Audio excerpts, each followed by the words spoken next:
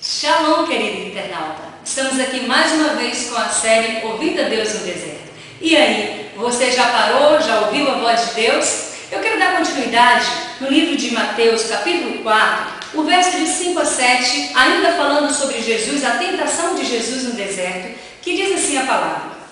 Então o diabo levou a cidade santa, colocou sobre o pináculo do templo e disse: se tu és filho de Deus, lança-te daqui abaixo, porque está escrito: aos seus anjos dará ordem a teu respeito, e eles te sustentarão nas mãos, para que não tropece em pedra alguma.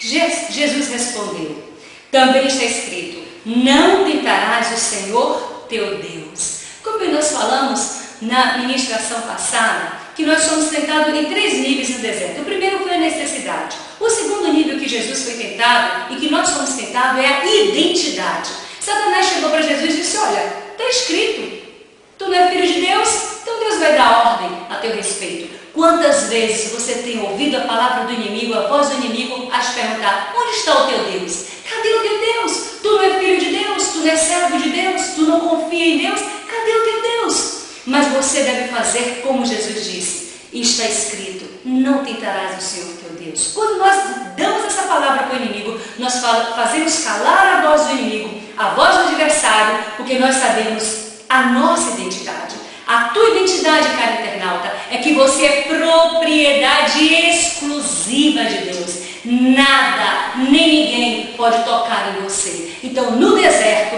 não negocie a sua identidade. Saiba quem você é. Você é filho de Deus.